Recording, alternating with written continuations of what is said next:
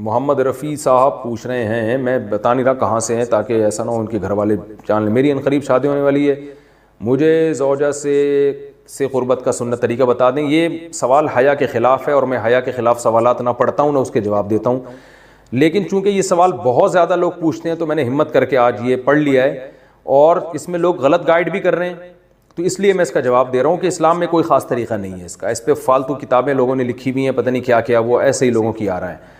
تو یہ چیز نیچرل ہے. جیسے کوئی پوچھے کھانا کھانے کا طریقہ کیا ہے, تو بھائی منہ میں نوالا ڈال کے چباؤ, نگل لو, خود بخود فطرت سکھاتی ہے انسان کو. تو ایسی زوجہ کے قریب فطرت خود سکھا دیتی ہے.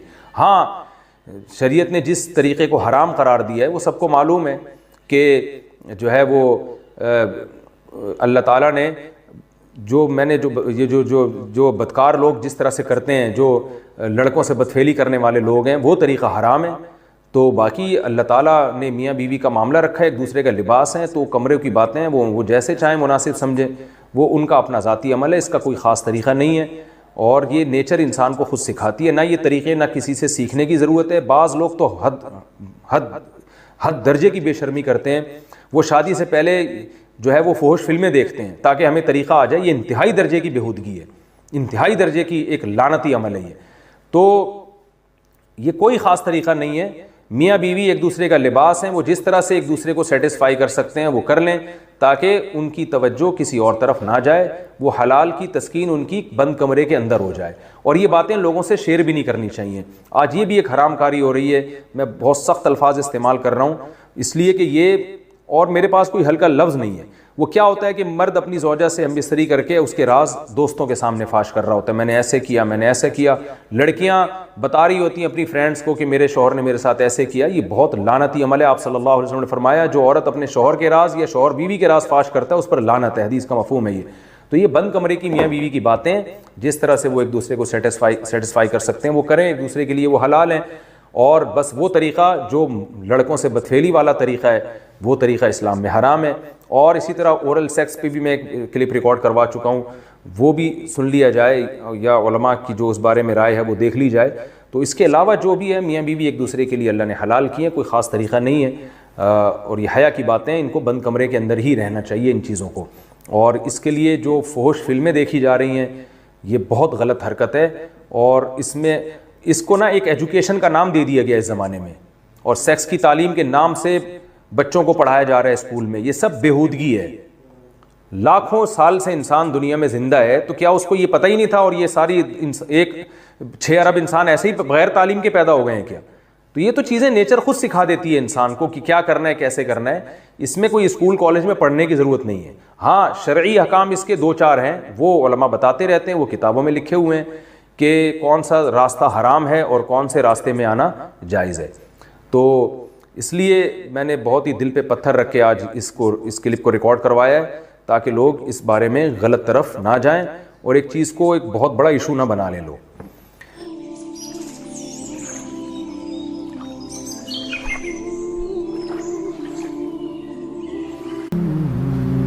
خواتین کو شکایت ہوتی ہے بھائی میاں جو ہے ہمارے حقوق ادا نہیں کر رہا. بالکل صحیح شکایت ہے. اگر وہ خرچہ نہیں دے رہا ہے, نان نفقہ نہیں اٹھا رہا ہے, جیسا خود پہنے ویسا اپنی زوجہ کو پہنائے, یعنی ویسا کا مطلب جس اسٹینڈرڈ کا لباس خود پہنتا ہے اسی اسٹینڈرڈ کا, بولو نا, اب بول نہیں رہے, دیکھا نا اپنے خلاف بات جا رہی ہے. بیگم کو وہی اسٹینڈرڈ, جی جی جی جی جی خیال کا لفظ نا مبہم ہے. وہ ہر آدمی کہتا ہے میں تو خیال کرتا ہوں, تو اس لیے میں خیال کو نہیں پوری تھوڑی ڈیٹیل بتاتا ہوں. جس اسٹینڈرڈ کا خود کھاتا ہے اسی اسٹینڈرڈ کا زوجہ کو کھلائے. ایسا نہیں ہے کہ خود پیزے برگر پھوڑ رہا ہے جا کے اور اس کو مسور کی دال پہ ٹرکایا ہوا ہے.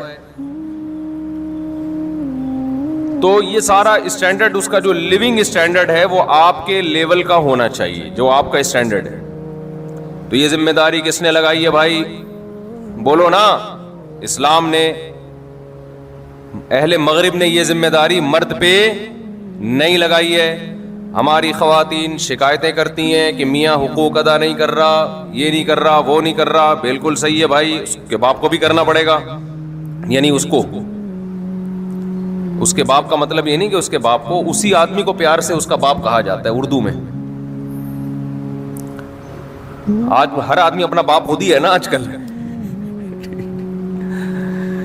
لیکن یہی انٹیاں جب شوہر ان سے کہتا ہے کہ آپ میری مرضی کے بغیر گھر سے مت نکلو، بیگم جب کہیں جاؤ تو مجھ سے پرمیشن لو. صرف اطلاع دینا کافی نہیں ہے، شوہر کی پرمیشن کا ہونا ضروری. اسلام عورت کو باؤنڈ کرتا ہے کہ جب اس کی شادی ہو گئی ہے. اب آپ کہو گے مصعب کیا قومی ترانے سنانے لگ گئے ہیں؟ میں تھکا ہوا ہوں بھائی، میں ابھی سفر سے آیا ہوں، رات میرا بیان تھا اتنا لمبا پنجاب میں، تو جب میرا بہت زیادہ لمبا بیان تھا، رات بھر سویا نہیں، پھر صبح کی فلائٹ تھی، تو پھر یہ سر لگانا پڑتا ہے تاکہ میں بولتا رہوں، سمجھ رہے؟ تو انٹیاں جو ہیں وہ شکایت کرتی ہیں میاؤں کی کہ یہ ہم پہ روب جماتے ہیں، ان کو کیوں بتائیں ہم باہر جانے سے پہلے. کیا الٹی باتیں بھی شروع ہو جاتی ہیں، کیا میں کوئی فلم دیکھنے جا رہی ہوں. بعض دفعہ میاں کو محبت اتنی ہوتی ہے، بیگم کہیں جا رہی ہوتی ہے. ونس اپون اے ٹائم ایسا ہوا کرتا تھا، اب تو اس طرح آج کل اس طرح کی اطلاعات آ نہیں رہی ہیں. میاں کہہ دیتا ہے کہ آپ نہیں جائیں، میں ابھی گھر میں ہوں، میں چاہتا ہوں کہ آپ گھر میں رہیں. بیگم کہنی نہیں، میں اپنی اماں کے جا رہی ہوں یا کہیں بھی جا رہی ہوں. تو اسلام ایسے موقع پہ بیگم کو سپورٹ کرتا ہے یا میاں کو؟ میاں کو. سمجھتے ہو کہ نہیں سمجھتے؟ یہاں خواتین کہتی ہیں کیوں بھائی ہم کوئی غلام ہیں؟ کل میں نے رات پنجاب میں ایک بہت بڑے بورڈ پہ دیکھا، ہم کوئی غلام ہیں. تو خواتین نے بھی یہ لفظ سیکھ لیا ہے، ہم کوئی غلام ہیں جو ہم بتا کے جائیں. ہے بھائی، ہم کیوں بتائیں کسی کو؟ تم کون ہوتے ہو پوچھنے والے؟ پھر ہر وقت کی پابندیاں لگائی ہوئی ہیں میرے اوپر، ہر وقت کی پابندیاں ٹھیک ہے، یہ غیر اخلاقی حرکت ہے، ہر وقت کی پابندی. لیکن بہرحال عورت کو کیا حکم دیا جائے گا کہ وہ اس معاملے میں شوہر کی اطاعت کرے.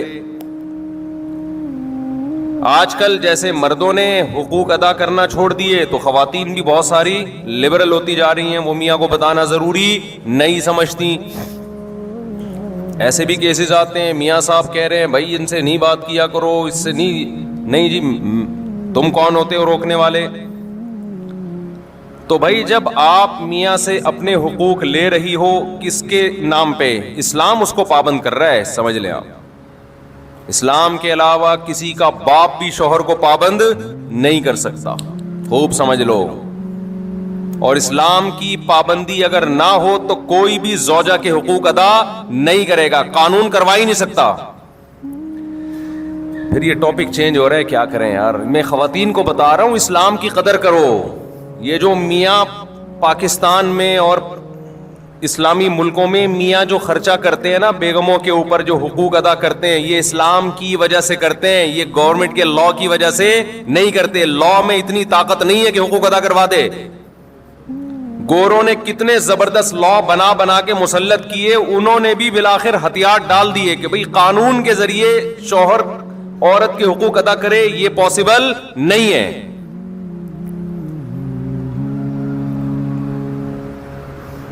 دیکھو ہمارے نبی صلی اللہ علیہ وسلم، عرب میں عورت کو پاؤں کی جوتی سمجھا جاتا تھا، کوئی اوقات نہیں تھی. ہمارے نبی نے مدینہ میں جا کے قانون نہیں پاس کروایا کہ جو عورت کی توہین کرے گا اس کو اتنے سال کی جیل ہوگی. ایسا ہمیں کوئی یہ قانون سے یہ چیزیں گرفت میں آتی نہیں ہیں. قانون میں پہلے تو یہ توہین کی ہے کہ نہیں کی ہے، پھر توہین کی ڈیفینیشن کیا ہے. میاں کہہ رہے کہ ہمارے یہاں تو پیار سے گالیاں دی جاتی ہیں. ہمارے یہاں کیا؟ کل ایک صاحب آئے، انہوں نے کہا مجھے میری بیوی نے بہت گالیاں دی ہیں نا، بہت پھٹا ہوا کہ پنجاب میں بیٹھا ہوا تو کہیں تو میری بیوی نے بہت گالیاں دی ہیں. میں نے کہا کیا گالیاں دی ہیں؟ کہہ رہے یار مصعب کیا؟ میں نے کہا ترجمہ کر کے بتا دو. میں نے کہا ایز اٹ از گالی تو نہیں بتاؤ، لیکن آسان لفظوں میں اس کو ذرا مفہوم بیان کرو، آسان لفظوں میں اس کا. تو خیر میں یہ عرض کر رہا تھا کہ نبی صلی اللہ علیہ وسلم کے دور میں بیٹی کو زندہ دفن کیا جاتا تھا. پاؤں کی جوتی سے بھی بدتر سمجھا جا رہا ہے کہ نہیں سمجھا جا رہا؟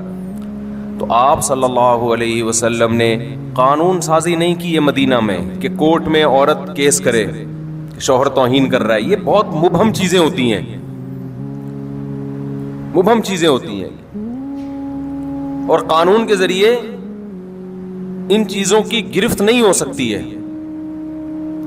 بلکہ آپ صلی اللہ علیہ وسلم نے یہ بتایا کہ میں اللہ کا پیغمبر ہوں، اور دلائل سے ثابت کیا. اللہ نے اتنے معجزے دیے جس سے صحابہ کو یقین ہو گیا کہ آپ کس کے پیغمبر ہیں؟ اللہ کے. پھر قرآن میں اللہ نے آیتیں نازل کی، لَقَدْ كَانَ لَكُمْ فِي رَسُولِ اللَّهِ أُسْوَةٌ حَسَنَةٌ، تمہارے لیے پیغمبر کی زندگی میں بہترین نمونہ ہے. فالو کرنا ہے تو کس کو فالو کرنا ہے؟ پیغمبر کو. اب لوگ سمجھ گئے پیغمبر جو جو کرتے چلے جا رہے ہیں ہمیں وہ کرنا ہے، نہیں کیا تو پنشمنٹ کس کی طرف سے ملے گی؟ اللہ کی طرف سے. اب کوئی دیکھنے والا نہیں ہے، اب نہ کوئی وکیل کی ضرورت، نہ کیس کی ضرورت. کس کا خوف بٹھا دیا ہے؟ اللہ کا. تو پھر صحابہ نے پیغمبر کا عمل کیا دیکھا؟ مشہور حدیث ہے نا کہ ایک صحابی نے نبی صلی اللہ علیہ وسلم کی دعوت کی. آپ نے فرمایا عائشہ کو بھی بلاؤ تو آؤں گا میں. یہ جو ایٹیٹیوڈ ہے، یہ جو رویہ ہے زوجہ کے ساتھ، وہ صحابی بلا رہے ہیں نبی کو، اور آپ کیا کہہ رہے ہیں ساتھ میں؟ کس کو؟ زوجہ کو بھی بلاؤ. دل صاف تھے لوگوں کے، ان کے پاس اتنی گنجائش نہیں تھی. انہوں نے عرض کیا یا رسول اللہ یہ میں نہیں کر سکتا. آپ نے فرمایا دعوت کیا ہے؟ کینسل. پھر ان صحابی نے کچھ دنوں بعد دعوت کی، یا رسول اللہ آپ کی دعوت کرنا چاہتا ہوں. آپ نے فرمایا عائشہ کو بھی بلاؤ. صحابہ آپ کا یہ عمل بولو دیکھ رہے تھے، تو سیکھ رہے تھے نا کہ کیسے زوجہ کے ساتھ کیسا رویہ ہوتا ہے. انہوں نے کہا نہیں ہو سکتا. آپ نے فرمایا نہیں جا سکتا. پھر تیسری مرتبہ صحابی نے عرض کیا یا رسول اللہ آپ کی دعوت کرنا چاہتا ہوں. اچھا میرے سے یہ بیان خواتین سنتی ہیں نا، وہ کہتی ہیں آئے کاش مفتی صاحب کتنے اچھے ہیں، اللہ اپنی بیگموں کے ساتھ کیسے ہوں گے. تو مجھے وہ لطیفہ یاد آتا ہے، جو مولوی اس طرح بیویوں کے حقوق بیان کر رہا ہوں نا، خواتین بڑی متاثر ہوتی ہیں کہ ان کے گھر والے کتنے خوش قسمت ہوں گے. ان کی تو کبھی دعوت ہوتی ہوگی تو کہتے ہوں گے اب بیگم کے ساتھ بلاؤ تو آؤں ورنہ میں نہیں آ رہا، جاؤ. تو وہ لطیفہ تمام خواتین سن لیں. ایک آدمی جو تھا نا ڈرائیونگ کر کے اپنی بیگم کو لاتا، بیگم اگلی سیٹ پہ بیٹھی ہوتی، اس کی بیگم اسکول ٹیچر تھی، تو لاتا اسکول کے باہر گاڑی کھڑی کرتا، اترتا، بیگم کا گیٹ کھولتا، دروازہ نا لاک کھولتا، وہ جاتی تو خواتین دوسری دیکھتی یار کتنی رسپیکٹ دے رہا ہے، خود اترتا ہے ڈرائیوروں کی طرح دروازہ کھولتا ہے باہر سے نا. تو رشتے آنا شروع ہو گئے. ایک اور شادی ہو گئی اس کی اسی چکر میں نا. خواتین نے خود کہ بھائی اتنی عزت دے رہا ہے یار ہمیں بھی چاہیے اس کی بیوی بن جائیں ہم. 2 شادیاں ہو گئی. پھر بیگم کو، پہلی والی بیگم اسکول ٹیچر تھی، اس کو لے کر آتا، اترتا، باہر سے دروازہ کھولتا. 3 شادیاں ہو گئی. صحیح ہے نا. وہ بھی گھننا بنا ہوا ہے، بتا نہیں رہا ہے کسی کو اصل کہانی کیا ہے. اس نے کہا ہونے دو، خود سے آ رہا ہے بھائی. اور خواتین دیکھ رہی ہیں، متاثر ہو رہی ہیں بھائی ماشاء اللہ ماشاء اللہ. پھر ایک دن آیا، دروازہ ایسے ہی کھولا، چوتھی بھی ہو گئی. بعد میں پتا چلا یہ دروازہ باہر سے کھلتا ہے، اندر سے لاک خراب ہے اس کا. یہ جو دروازہ ہے اس کا لاک اندر سے خراب ہے. تو جب تک پوری تحقیق نہ کر لو نا بھائی کسی سے متاثر مت ہو. تو ضروری نہیں ہے کہ جو مولانا صاحب ممبر پہ بیٹھ کے بڑے اچھے اچھے بیانات کر رہے ہیں خود بھی اتنے اچھے ہوں، یہ کوئی ضروری نہیں ہے. اس لیے زیادہ انسپائر ہونے کی ضرورت نہیں ہے. تو نبی صلی اللہ علیہ وسلم نے کیا فرمایا کہ عائشہ کو بھی بلاؤ. تو تیسری دفعہ میں جب انہوں نے دعوت دی تو جب آپ نے فرمایا کہ عائشہ کو بھی بلاؤ تو انہوں نے عرض کیا کہ ٹھیک ہے. تو صحابہ آپ صلی اللہ علیہ وسلم کا یہ عمل اپنی آنکھوں سے بولو دیکھ رہے تھے. اب کوئی قانون سازی کی ضرورت نہیں تھی, اللہ نے پہلے بتا دیا تھا کہ تم نے فالو کس کو کرنا ہے, پیغمبر کو فالو کرنا ہے, ان کا رویہ دیکھنا ہے. حضرت عمر رضی اللہ تعالی عنہ کی زوجہ نے ایک دفعہ اونچی آواز سے بات کی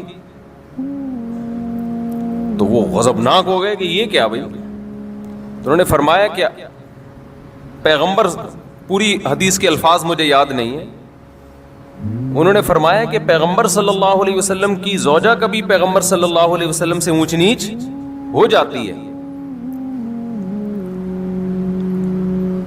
وہ اونچ نیچ ہوئی تھی نا, حضرت زینب نے حلوہ بنا کے بھیجا, حضرت عائشہ رضی اللہ تعالی عنہا مسجد نبوی میں حجرے کے باہر موجود تھیں, صحابہ کرام بیٹھے ہوئے تھے, حضرت زینب نے کچھ حلوہ بنا کے بھیجا. حضرت عائشہ رضی اللہ تعالی عنہا کو غیرت آئی کہ میری باری میں سوکن کی مداخلت کیوں ہو رہی ہے. امی عائشہ نے وہ حلوہ کی برتن اٹھا کے زمین پہ دے مارا اور اس کو توڑ دیا. میں اکثر اس موقع پہ کہتا ہوں بھائی, اگر ہم اور آپ میں سے کوئی ہوتا اور دوست بھی یہ منظر دیکھ رہے ہوتے تو غیرت کا مسئلہ بناتے کہ نہیں بناتے, اور دوستوں کو واقعہ سناتے کہ میری بیگم نے ایسے حلوہ میرے سامنے برتن توڑا, میں نے رکھ کے 2 لگائے. تیرا بھائی ڈرتا ورتا کسی سے بولتے ہیں نا. ہمارے نبی صلی اللہ علیہ وسلم نے کیا فرمایا, سید الانبیاء, آپ نے اس کی ایک اچھی لاجک پیش کی. فرمایا غارت امکم, تمہاری ماں کو غیرت آ گئی ہے, یہ محبت میں ہوا ہے. سمجھ رہے ہیں کہ نہیں سمجھ رہے؟ ان کو یہ ہوا کہ باری میری ہے تو کسی اور کے گھر سے گفٹ کیوں آ رہا ہے, دوسری زوجہ کے گھر سے, تو یہ غیرت میں کیا ہی ہے.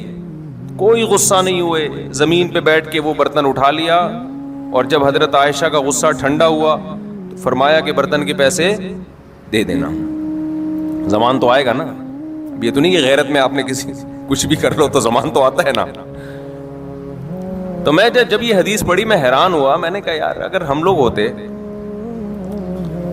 تو ہم یہ واقعہ 30 لوگوں کو بھی سناتے ہیں, بھائی تیری بھابھی نے ایسا کیا آج, اور تجھے پتا ہے ہم سسرال سے ڈرتے ورتے نہیں, اور دوست بھی مردانگی کے چیلنج دیتے ہیں, تو جورو کا غلام ہے, تیرے گھر میں برتن ٹوٹ رہے ہیں, صحیح ہے نا, تیرے گھر میں کیا ہو رہا ہے, اور وہ بھی تیرے دوستوں کے سامنے, شاگردوں کے سامنے.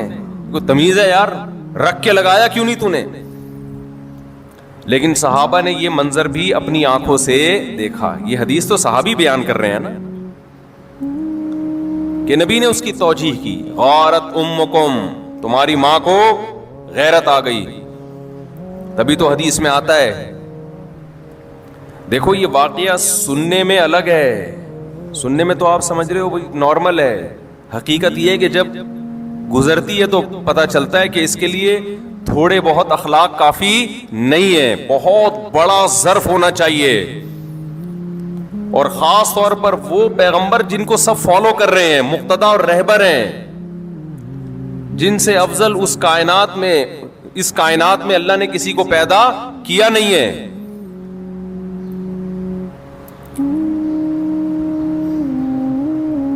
تو اسی وجہ سے حدیث میں آتا ہے کہ تم میں سب سے بہتر وہ ہے جس کے اخلاق اچھے ہیں, اور آپ نے فرمایا میرے اخلاق تم میں سب سے زیادہ اچھے ہیں. اور یہ بھی آپ صلی اللہ علیہ وسلم نے فرمایا خیارکم خیارکم لأہلہ, تم میں سب سے بہتر اللہ کے نزدیک وہ ہے جو اپنے گھر والوں کے ساتھ سب سے اچھا ہے.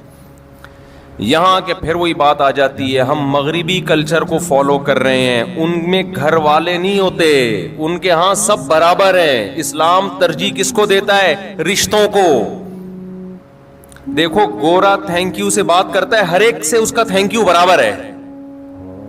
کسٹمر سے بھی وہی تھینک یو, عام آدمی سے بھی وہی thank you, excuse me, please, یہ جو ان کے الفاظ ہیں نا, یہ سب سے کیا ہیں؟ برابر ہیں. اسلام میں سب کے لیے برابر نہیں ہے.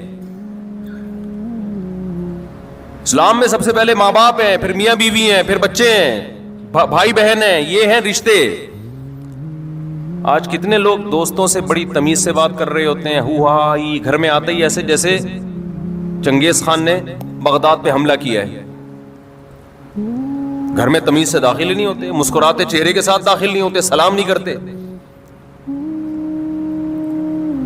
جو میں نے آبزرو کیا ہے نا، جس کی لاٹھی اس کی بھینس. جو پاورفل ہے نا وہ حاوی ہے بس. مرد اگر پاورفل ہے تو وہ حقوق نہیں دے گا، وہ دبائے گا حقوق. عورت طاقتور ہے تو وہ مرد کو کھا جائے گی، مرد طاقتور ہے تو عورت کو کھا جائے گا. جس کی لاٹھی اس کی بھینس. جب اللہ کے خوف سے حقوق ادا ہوتے ہیں، اللہ کی چاہت میں حقوق ادا ہوتے ہیں، تو آپ طاقتور ہو تو بھی حقوق ادا کرو گے، آپ کمزور ہو تو بھی. کیونکہ آپ کو پتا ہے کہ میں کس کی وجہ سے حقوق ادا کر رہا ہوں، مجھ پر کون ہے؟ اللہ ہے. میں اس کو راضی کرنے کے لیے کر رہا ہوں. تو میں اس کر رہا تھا کہ جب تک اللہ کا یقین اور اللہ کی سزا کا خوف اور اللہ کی جنت کا یقین نہیں ہوگا، انسان ایک دوسرے کے حقوق بھی ادا نہیں کریں گے.